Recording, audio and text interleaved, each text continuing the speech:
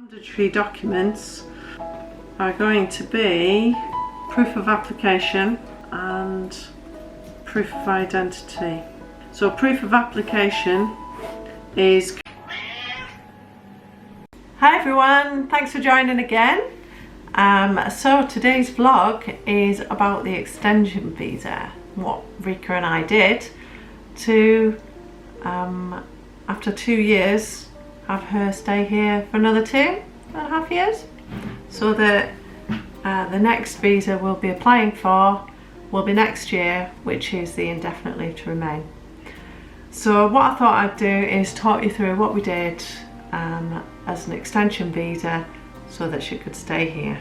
As you can see, she got accepted for the entry visa and she got accepted for the extension visa. Otherwise she wouldn't be sat there behind me working from home, which is brilliant, and fingers crossed will stay that way. So the criteria is not much different as far as financial, identical. So I don't need to actually really repeat that. So please watch the other vlog if you want to know about the financial documents and the accommodation documents, because that is exactly the same.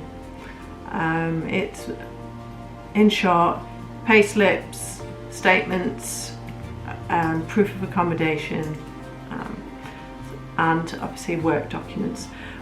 The only difference we did is because both of us were working, with the extension it could only go on me. So with the, sorry, not with the extension, with the entry it could only go on me, but now with the extension it could go on both of us. So we had double impact. Both of us met the criteria, so both of us gave pay slips, both of us gave all the statements, everything like that. We did do it on me as the main, what would you call it, sponsor, well, as the sponsor, and Rika's documents were more of just additional, and that really is just to avoid any confusion and just to make it the same throughout the whole process, and fingers crossed it'll be same again. So this time round though, for the extension, things had changed. So they outsourced to a French company, I can't remember the name off the top of the head, and we no longer had to send all our paper documents anywhere. This was better from my perspective, but on their website they suggested paying for all these different extra services. It's really up to yourself. However, I chose to do it myself, being stubborn and all that. So what I did was, I have a printer at home and a scanner, so I scanned everything through online and just imported that onto their online portal, I suppose, where you put all the documents. And there are some categories in their website that you will put your documents into certain categories. So there are 2 categories, there's mandatory and there's other. So in the mandatory there's proof of application and proof of identity and travel. So I am referring to my phone because I keep it all on my Google Drive, which is really useful. So I'd suggest, as you're going throughout the 2 years, not to leave it to the end and then have a mass panic pulling everything out, trying to find all your documents, and then trying to scan it all, print it all, and then thinking, oh, where does it all go? What I suggest you do is, throughout the time, print it out, file it away, and say, I've got my folder here, so what I will be doing is scanning these through and putting them into the document, so it's all ready, and then by the time you actually want to apply, you're really just checking things. Have you got anything missed, and is there any extra information that you can provide as well? So in the proof of application, I basically added the applicant's current passport and any other previous passports and the declaration of the civil partnership. that is what I put in that part. And then the proof of identity and travel was the biometrics card and the sponsor's passport. So that was my details. So that was in the mandatory. I had no other documents in mandatory. And then in other, I added educational. So in the education, it was the A1 and A2 speaking. So Rika had to go to a local test centre where she did an A2 English test. He found it quite basic, but I suggest just do the level that they request rather than complicate things, and maybe you might have more but not enough. So yeah, A1 and A2 for the educational tests, English tests. Then the financial, I added the pay slips for Rika and her tax, P60, pay slips and bank statements. So all of that was added in to that part. And then in the medical information, I still added the tuberculosis, but actually it's not a requirement for the extension, as far as I'm aware.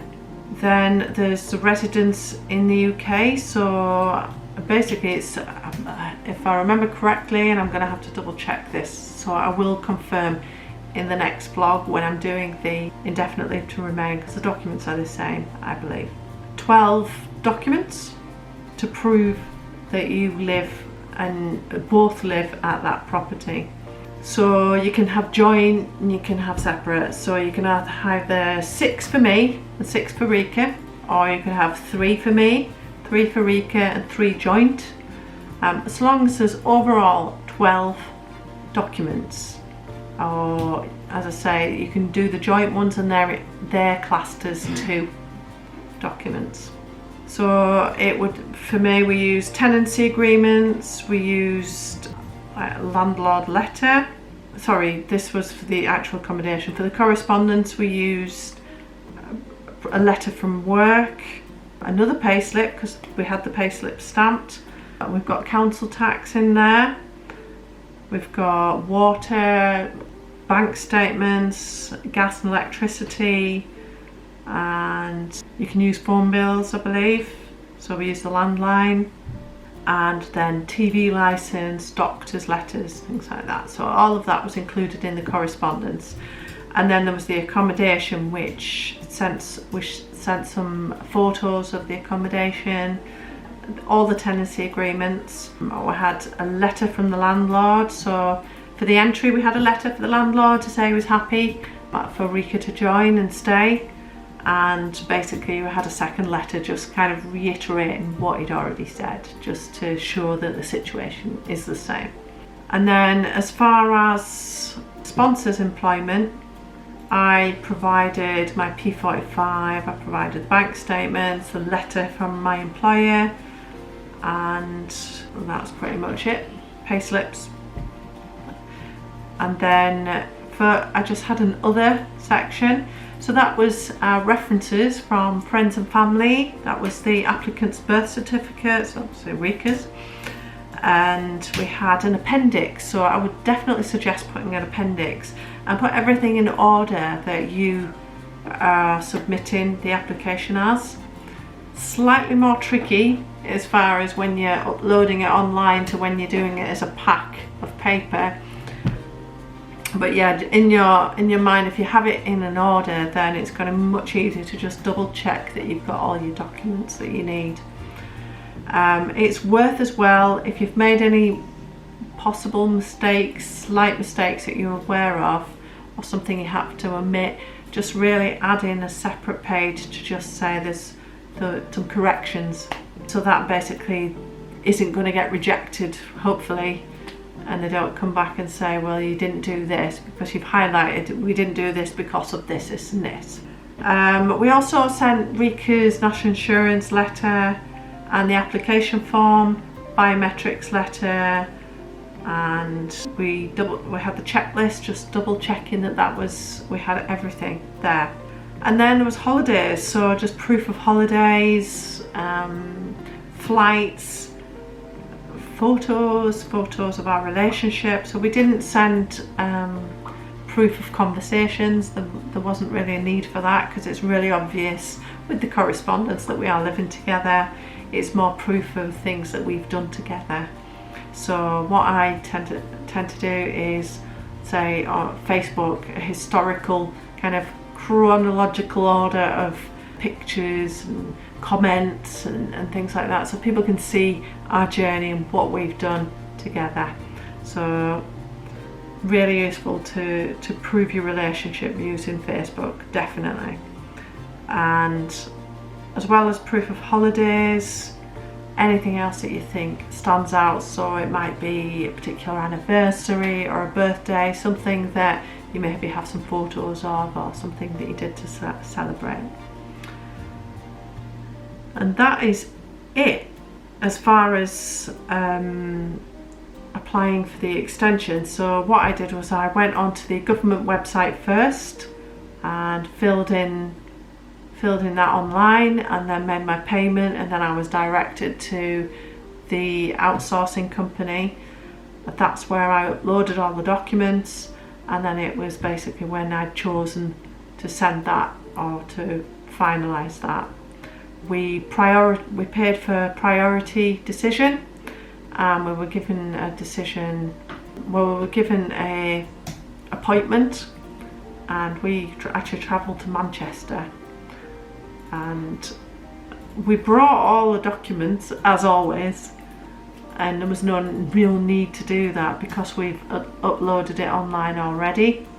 So it was a really quick and easy appointment, and because we paid for the priority, we got our decision. Was it the same day? It was, wasn't it? 24 hours, but we got it like 2 hours after. Yeah. 2 to 3 hours after submission. Wasn't it? We were having went out for a Japanese, didn't we? We were. So we were celebrating. No, we don't even know yet. No, we didn't know at the time when we had the Japanese, but it turned out it came through then, didn't it? When we were so that's when we celebrated. We thought, right, we might as well celebrate. So yeah. It was really quick, actually. It was quite impressive. It's about 2 hours after we've sent the application, I got an email that it's been approved, isn't it? So. Definitely. So it is a very, very stressful time. Thankfully, so far so good. But this really kind of explains what we did for the extension visa. Hopefully you found it helpful. If you've got any questions, please just add them to the comments, and I'll try and get back to you with as best an answer as I can. As I said in the previous vlog, things change all the time, so make yourself fully informed. Get onto the government's website, really read and understand the immigration documents. They change constantly. But anything I've said could well be different tomorrow, so it changes all the time. So be informed is the best advice I can give you. Other than that, that's it from me. So I will be doing another vlog just explaining where we are now, what we're doing, and hopefully I can take you through the journey of hopefully, fingers crossed, Rica staying here forever with me, with a bit of luck, for an indefinite leave to remain. And then we'll go through the citizenship after that. So I will talk to you very soon, hopefully. And please don't forget to like, comment and subscribe if you enjoyed the video. Take care, and bye from me and Rica. Bye! Talk to you soon. Bye!